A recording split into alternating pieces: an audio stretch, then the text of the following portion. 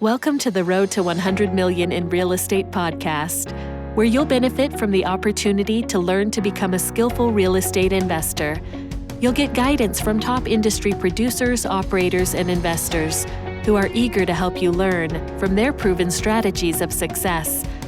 Now to your host, Dorrance Constant. Hey everyone, welcome to another episode. I'm your host, Dorrance Constant. Today, I've got a special guest on the show. We've got Angelo. Mike, welcome to the show. How are you? Hey, I'm doing great. Thanks for having me, man. Super excited.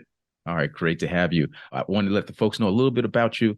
Mike co-founded Nimble Capital Group with the desire to help others find the path to financial freedom through multifamily real estate. And for the last 2 decades, Mike has had the roles in executive leadership, technical support, strategic sales for 3 multi-billion-dollar organizations in the construction supply industry. And during this time, he built a solid foundation of leading and developing people, expanding into new markets, and cultivating client relationships while having a full-time responsibility for a $100 million division. Today, Mike is a managing partner and oversees 333 multifamily units, as well as multiple development projects across the Southwest. He and his partners have $60 million in assets under management. Additionally, he holds a limited partnership interest in 342 multifamily units across Colorado, Idaho, and Florida. That's quite the resume, Mike. It sounds like you've been busy over the last few years. It's been a good ramp up, man, for the last couple of years. Yeah, dove straight in and haven't looked back. Oh, that sounds like that. Now, you with your background, you sounds like you were in corporate America. You were down the traditional path, and somehow you got into real estate. First, I want to get into that story. But how has real estate impacted your life? I would say the biggest change for us has been time freedom. And it's hard to put a dollar amount on that, right? But it is been so impactful being part of I have 2 young girls, and being a part of their life. My prior corporate role required me to travel a ton, and I wasn't home very much.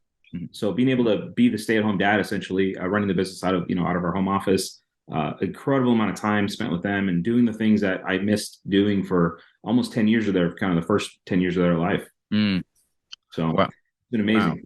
Wow. Yeah. So it sounds like real estate is giving you a lot of your time back. So yeah, I think they're more important to you. Time is everything. Obviously, there's a value to what people go to work. They're trading their time for money, right? Sure. So we've been able to find a tool and build a business where we can start to not have to exchange our time for money, right? Our money works for us. And I love what I do now. It's completely different, but it's been fantastic to be able to build something from scratch, but also be able to have that flexibility to be with our family. Right. Well, that's awesome, Mal. A lot of folks typically don't get into that path. From corporate America, the idea is to work corporate America one day, and just retire at some age. Right. We were talking offline how you weren't really familiar about that, this path. So help us understand your story from corporate America to where you are now. Absolutely, man. I love it. So you talked about my bio and kind of what I've been doing for the last 20 years prior to this. So at the end of 2019 or middle of 2019, I was having chest pain. So I'll get quickly into a health thing. Chest pain. I was mid 40s, shouldn't have chest pain, and so I was really concerned. Made an appointment with a cardiologist. Cardiologist did the test, did all the things, and he basically said, "Hey, man, your cholesterol's a little high. You probably could lose a few pounds, but tell me about what you do, because it doesn't look like you have these physical issues. But tell me what you do." So I told him about my work and what I did for a career, and he said, "All right, I could prescribe you pills, or you should find a new job." Oh, and wow. So I've never heard a cardiologist, not that I visit them often, but doctors typically don't give you career advice, right? Right. And it really resonated with me. This was mid 2019, and I went home, told my wife, and I was like, "Hey, you told me to quit my job." And I was the sole breadwinner at the time, and she's like, "Well, I want to go back to work, and maybe we'll find something else." And so she went back to work just randomly. And over the next 6 months, all I could think about was doing something outside of corporate America. Didn't know what it was. Stumbled across a podcast on multifamily and started listening to multifamily, understood the word syndication, didn't know what that was before, didn't know that people like myself could go out and pool funds together to go buy apartment buildings. So it just blew my mind that, hey, there's a way to replace my corporate income with, this passive real estate, active real estate income that, again, I thought was completely unachievable, right? It was only the country club guys that had these small deals, wasn't known to the public. So I just spent 6 months educating myself while I was still employed. The writing was on the wall that my company was going to make a corporate structure change and that possibly my job would be at risk. And so I just started to prepare which was financially prepare, mentally prepare.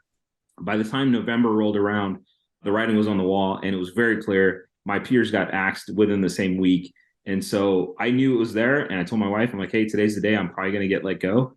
And I had a conversation with my boss, shook his hand, walked out the door, got a little severance package. And it was actually one of the best days of my life. I was freed.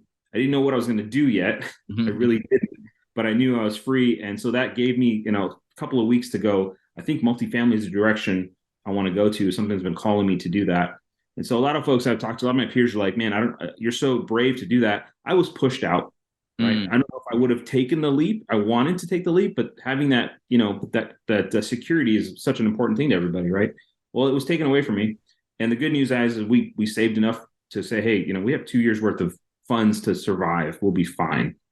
That gave me comfort to just go out and take a risk and learn about real estate. So that's kind of started with that and then just dove right into multifamily. Yeah, isn't that incredible, Mike? That you sound like you're obviously a very educated person. You sound like you've been educated upon different investment vehicles, but something like real estate seems like out of touch or out of reach, more so to someone with your education. Imagine how many people, Mike, and I'm sure you've thought of this, who are working corporate jobs, who want to become financially free or independent or have some kind of income outside of what they're typically used to, but have really no clue that this investment opportunity exists. Isn't that incredible? It blows my mind. And even to the point where when I think of real estate, and I did a couple of flips, by the way. So I think the majority of people, I'll make a blanket statement, when they think of real estate, they think of another single family home or a condo. They'll go in, they'll buy it, they'll renovate it, they'll rent it out, and they'll be the landlord. That is, by the way, not passive at all. It's 100% active. Right. It's a lot of work, really hard to scale, and you make a few $100 a month, maybe. So to pivot and go completely passive and invest a large chunk into it, someone else and have those funds come in, completely blew my, just no idea. And once I learned that, I'm like, one, I have to tell everybody. Two, I need to figure out how to do it. Right. And so, that's what got me motivated to get started. Right. And you said, what year did you say you started again? 2020, January 2020, I started the company. Yeah. January 2020. So we're talking about around COVID times, right? Yeah, just the pre-COVID, man. Yeah. Pre-COVID. So we're talking about scary times. You've lost, you've essentially lost your job. You've got a bit of a cushion, but everyone knows, hey, that could potentially run out. But you go out and look to a new investment vehicle that you've never been a part of. Mike, that sounds like a doozy, brother. So pretty crazy. Yeah, pretty crazy. And I think a couple of things. Very supportive wife. She believed in me, and she said, I know you can do this. I don't know what you need. Just tell me what you need. So I was like, well, you keep working because you're going to be bringing in the income. We have a cushion, and I think I need about 18 months ramp up time. I'm hoping to do it sooner, but that's what I think it's going to be. So I signed up for an education platform. There's different, education guys out there because, I could have figured it out, but I wanted to move faster and I wanted to avoid mistakes. So did that, right, basically January-ish. I think it was around my birthday, did the boot camp thing and started learning as much as I could about, it's like drinking water from a garden hose, right, or a fire hydrant. But I went and did the work. And I live in Phoenix, by the way. So, the Phoenix real estate market has been insane for the last couple of years. And I just went out and built relationships with brokers, came from the sales background. So calling people, cold calling was not an issue. But getting educated on the vernacular, right, the language of real estate, commercial real estate is very different than single family or even in my old life. So I had to ramp up and understand that I needed to sound like I knew what I was talking about.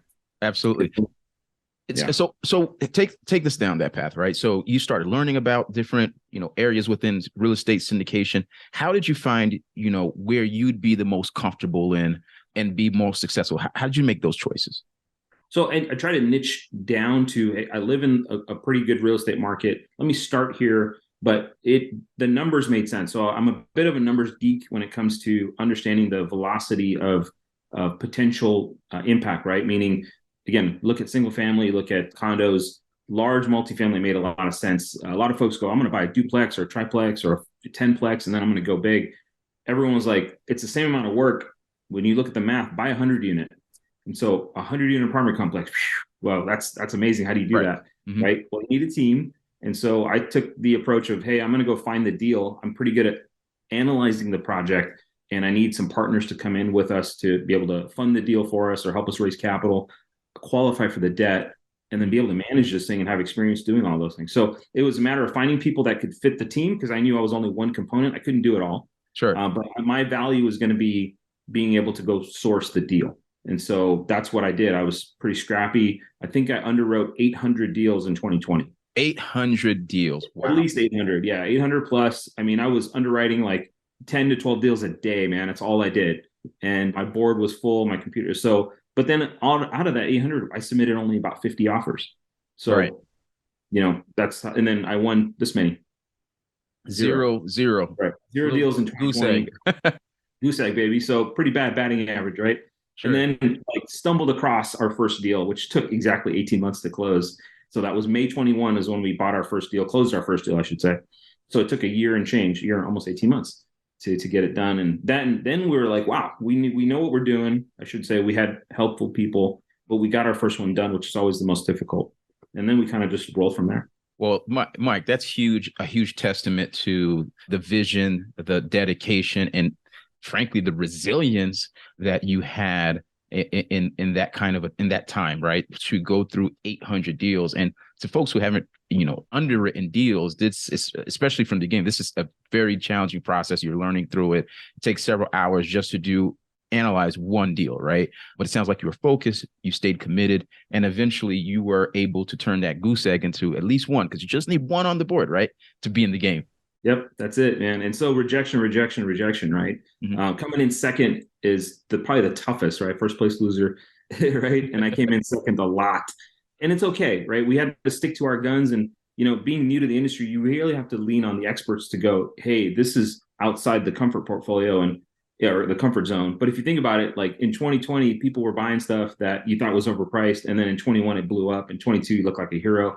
23, you might look like a goose egg again, right? Because it's changed, right. But I don't look back to go, man, I wish I'd won those things, but it really did make me resilient to go, look, guys, we got to go look at 100 deals to maybe find one. Our batting average did get a little bit better, by the way. So it took a while.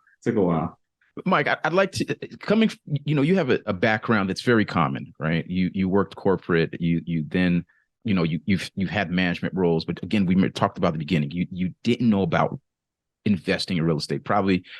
You probably thought, when you thought real estate investing, just flipping houses or things that we see on some of the reality shows, right? So let's talk to that person who is in corporate, maybe they're a manager, they're just now listening to this podcast. They want to know more about investing in real estate, but they don't have a clue. They don't want to be, let's say, a sponsor, a syndicator like yourself.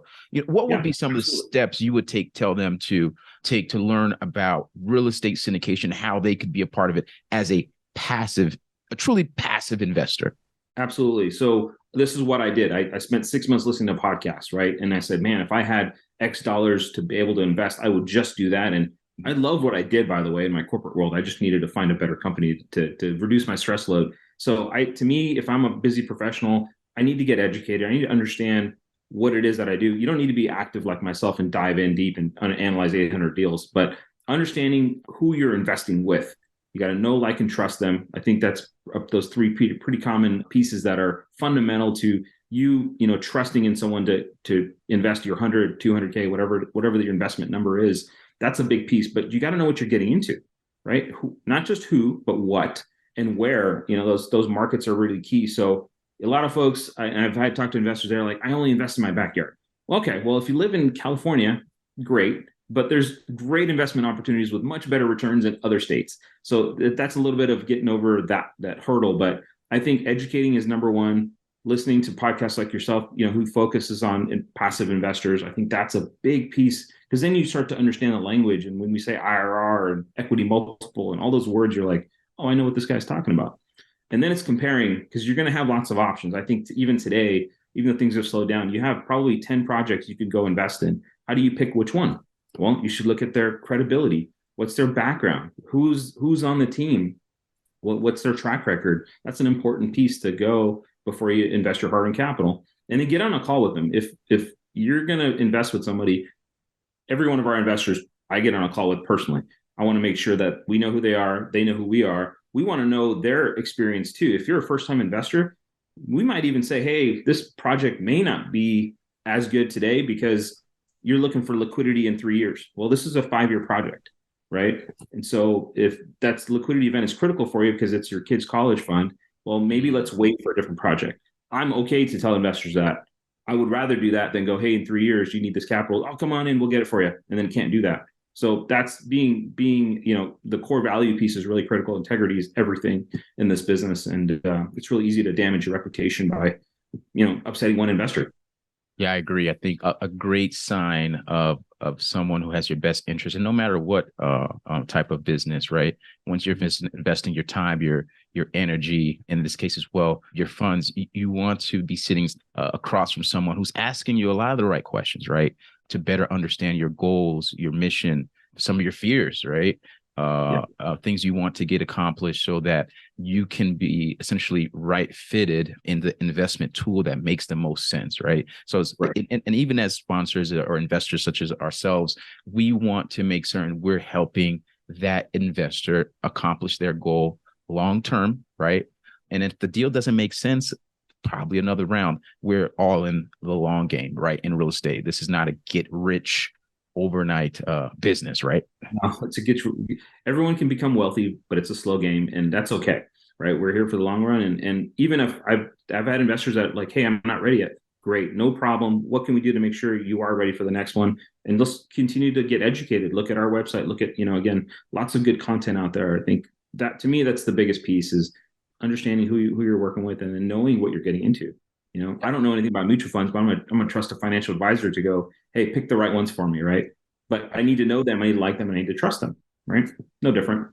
Absolutely. And Mike, when you were beginning, I'm sure there was a lot of hurdles, things you had to learn, maybe a bit of a hard way, even as a passive investor. You mentioned you've invested in over 400 units passively, right? Can you share some of the key lessons you learned from those past deals and how you use them to improve your investment strategy on the passive side of investing? Yeah, absolutely. And that's exactly what I did, by the way. The first investment wasn't in a deal we had because we didn't have anything. So I went out and I listened. Again, I'm going to keep harping on this podcast. I listened to different operators that provided education, and I started to listen to them on a regular basis. They saw some consistency, scheduled a call, had some investment deals that they had going. And I invested with, 4 different operators, and 1 was local and 3 were out of state. And it just because I connected with them, heard them, liked what they had to say. It wasn't about the returns, by the way. It wasn't this like amazing return. That's probably the last thing I wanted to look at. I really wanted to look at the individual and go, I think I can trust you and I like what you're doing. I can see your track record. So I spent a lot of energy researching those guys before I sent my hard-earned money to work with those guys. That's exactly what I did. And so then I took that to the active side to go, I want to make sure the experience is really good for those investors coming in for us. I don't know if I answered your question exactly. But. Absolutely. You actually answered your question. You even segued into a point that was really important. It sounds like, again, because we might be speaking to another investor, right? Another type of investor. They want to potentially invest in real estate as an active investor, don't understand it that well, but it sounds like you had a great experience to understand that helped you understand investing from the passive side, so you can better be a better active investor. So even some of those, what were the key lessons you took away that from watching and observing as an LP, a limited partner investor, versus that transition into a general partner, which is an active investor? Yeah. So I would say communication was first, right? Easily accessible. So if I had a question, I was texting one of the operators, right? And I have investors that text me on a regular basis. I'm completely okay with that. The big guys like Grant Cardone, that maybe too big, right? But I want that relationship with that investor. So being able to access them was key. They communicated what was going on with the deal during the escrow process, where they were. Once they closed, they sent out a communication on the deck. Investor portal was easy to use. I ended up using 2 of the operators used the same investor portal that I now use. I got that from them because it was a great experience for me. Easily to sign documents. When you want to make this process easy, right? It's hard enough, sending 50K over or whatever it is, right? Let's make the process easy. So we tried to focus on that same thing. And I had a good experience with that operator. And I just said, I'm just going to, why reinvent the wheel? This is great for me. Let me just do that on my side. And so we try to work on that. The other thing that I really liked is some investor gifts, completely unnecessary, and we're just now sending it out to some of our project investors. But, I got a nice Yeti cup. It was really nice. It has their name on it. Every time I drink of it, I think about them, right? So, and I talk about this group on a regular basis, but it's really made that experience really nice. And that gift was $30, right? It's nothing to do with the value of it. It's the idea. Oh, that's wonderful to hear. Wonderful to hear. All right. So we're winding down on time. Got couple more questions for you. If you could wave a magic wand and go back to when you first started, what would you have changed in the beginning? Great question, by the way. And I do think about it all the time. I would have spent less time looking for that amazing deal because I spent a lot of time, all my time doing that. I would have spent more time building a relationship with a couple of general partners that were already doing deals. I was doing that maybe 10, 15%. And the rest of it was underwriting because my goal was to bring that value to them, where if I had just partnered with them earlier, they might have been able to coach me in some of those deals that I didn't get. And so it would have possibly just accelerated my time, and, we would have got into a deal faster, and I would have built a much greater company or partnership sooner. So that's what I would have done differently. So you're believing that the early on collaboration would have helped you accelerate your growth from the beginning versus maybe it sounded like it's a lot of underwriting. I'm sure you learned a ton, but when you're talking about 800 underwrites, but that would have been key. And that's really important. And thank you for sharing that and being very candid and transparent, because these are things that our investors could definitely learn from, whether they're on a LP side or looking to transition to become active real estate investors. Yeah. Building a team is everything. And if you could do that a little bit sooner, it just makes it easier to go after bigger projects, right? That's all. Awesome. Mike, what's something that you're working on that our audience should know about? So is it okay to talk about a project or Sure, anything, project, anything? Yeah, so when we started the company, my vision was to be in development. And so we started with value add existing multifamily, right? Taking those and improving them. But we wanted to build something from scratch. We also wanted to take old things and make them better, redevelopment. So development and redevelopment are something that I've always been passionate about. And this is now 2 years in the making. So we're in the process of working on a development deal where we're going to build 176 units here in Arizona, ground up apartments, Class B. We really want to target that middle market that gets ignored. Really, if you think about value add is where the B market goes, and everything else that's built new is Class A. So we're trying to find a way to build a Class B product. We're about to do that here. And then we're taking some redevelopment buildings, meaning old dilapidated buildings, and making them into, restaurant, retail, brewery operations, also in the same city that we're in here in Arizona. And so those things I'm very passionate about, and it takes a lot of effort and a lot of experience, which we didn't have. So we went and found those guys, all right, and put those together for the last year and a half to almost 2 years.